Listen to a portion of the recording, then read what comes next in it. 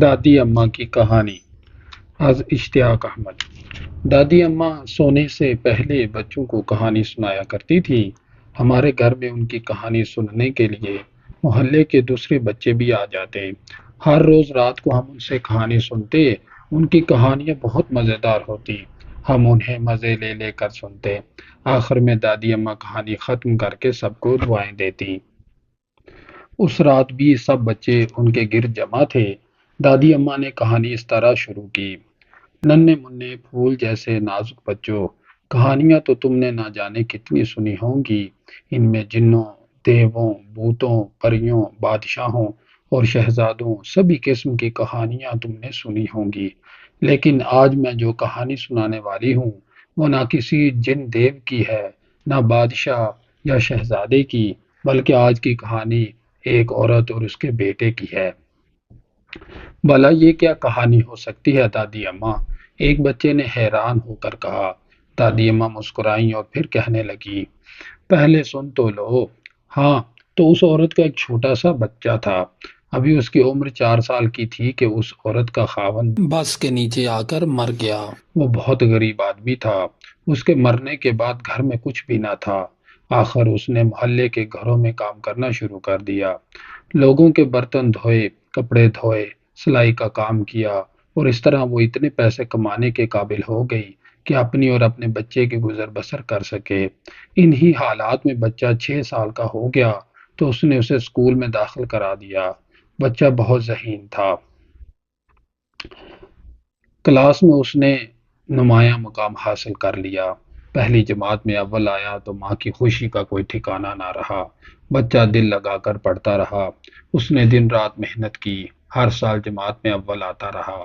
دراصل اسے اس بات کا بہت دکھ تھا کہ اس کی ماں کو لوگوں کے گھروں میں کام کرنا پڑتا ہے۔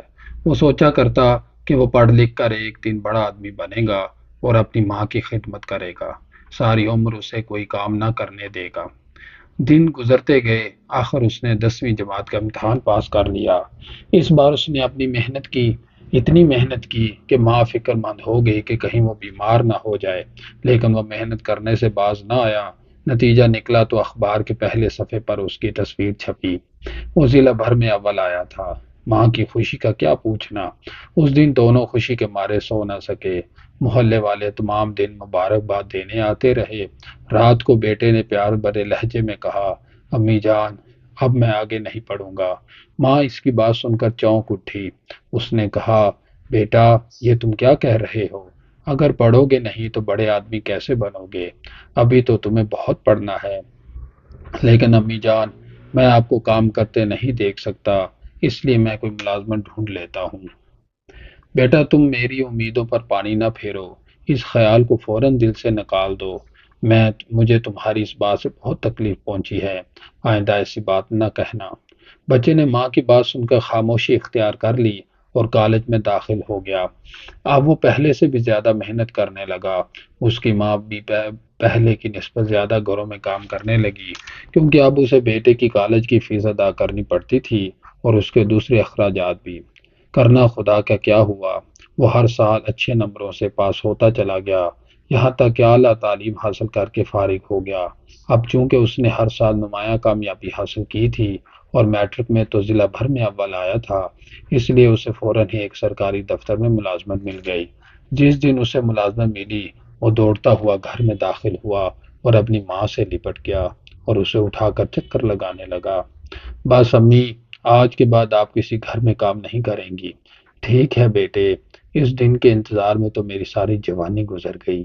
اب خدا کے فضل سے تم کسی قابل ہو گئے ہو تو مجھے کیا ضرورت ہے کہ دوسروں کے گھروں میں کام کروں۔ اب تو میں اپنے بیٹے کے لیے چاند سے دلہن لاؤں گی۔ ماں نے اسی دن سے بیٹے کے لیے رشتہ تلاش کرنا شروع کر دیا۔ بہت جلد وہ اپنے مقصد میں کامیاب ہو گئی اور اس نے اپنے بیٹے کی شادی کر دی۔ شادی کے 6 سال بعد ملک کی سرحدوں پر جنگ چھڑ گئی۔ اس وقت تک اس کے بیٹے کے ہاں 3 بچے پیدا ہو چکے تھے۔ یہ 2 لڑکے اور 1 لڑکی تھے۔ دشمن ملک نے اعلان کے بغیر ہمارے ملک پر حملہ کیا تھا، اس لیے سب غصے میں آ گئے۔ ہزاروں شہری جنگ کی تربیت لینے لگے۔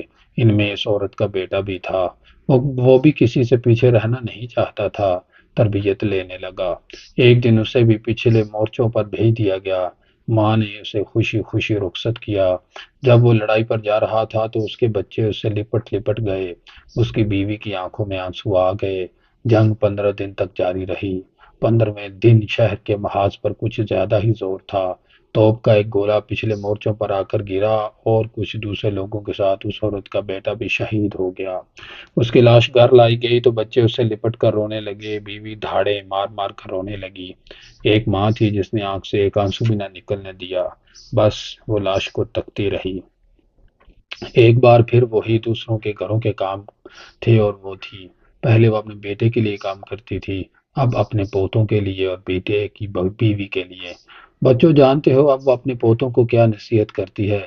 وہ انہیں خوب پڑھنے لکھنے کی نصیحت کرتی ہے تاکہ وہ ایک دن بڑے افسر بن سکیں، اور اگر ملک کو ان کی ضرورت پڑ جائے تو اس کی خاطر اپنے خون کا آخری قطرہ تک بہا دیں۔ اتنا کہہ کر دادی اماں خاموش ہو گئیں۔ سب بچے ٹکر ٹکر ان کے منہ کی طرف دیکھنے لگے۔ آگے سنائیے نا دادی اماں۔ بس بچوں، کہانی ختم ہو گئی۔ کیا کہانی ختم ہو گئی؟ ہاں بچوں، کہانی بھی ختم ہو گئی اور نہیں بھی ہوئی۔ ختم اس طرح کہ اس کا بیٹا شہید ہو گیا، اور ابھی ختم اس طرح نہیں ہوئی کہ اب وہ اپنے بیٹے کے بیٹوں کو پڑھا رہی ہے۔ جب وہ بڑے ہو جائیں گے تو ہو سکتا ہے کہ کسی دن پھر جنگ چھڑ جائے اور انہیں اپنی جانیں قربان کرنے کا موقع مل جائے۔ اس طرح بھلا یہ کہانی ختم کیسے ہو سکتی ہے؟ اس کے پوتے زندہ ہیں اور وہ ایک بار پھر انہیں وطن کے لیے تیار کر رہی ہے۔ مجھ سے وعدہ کرو بچوں کہ تم اپنے وطن کی ہر طرح خدمت کرو گے، اس کے لیے جان تک دو گے۔ دادی اماں، ہم وعدہ کرتے ہیں، سب نے ایک زبان ہو کر کہا۔ دادی اماں، آپ نے یہ تو بتایا ہی نہیں کہ وہ عورت کون ہے، کہاں رہتی ہے، اس کا کیا نام ہے؟ اچانک دادی اماں کی آنکھوں سے آنسو ٹپ ٹپ گرنے لگے۔ پھر وہ روتے روتے مسکرائیں اور بولی، پیارے پیارے بچوں، وہ عورت میں ہی ہوں۔ میرا ہی بیٹا شہید ہوا تھا اور اب میں تم تینوں کو پال رہی ہوں۔ انہوں نے میرے چھوٹے بھائی اور بہن کی طرف اشارہ کر کے کہا۔ بچے حیران ہو کر ہمیں دیکھنے لگے۔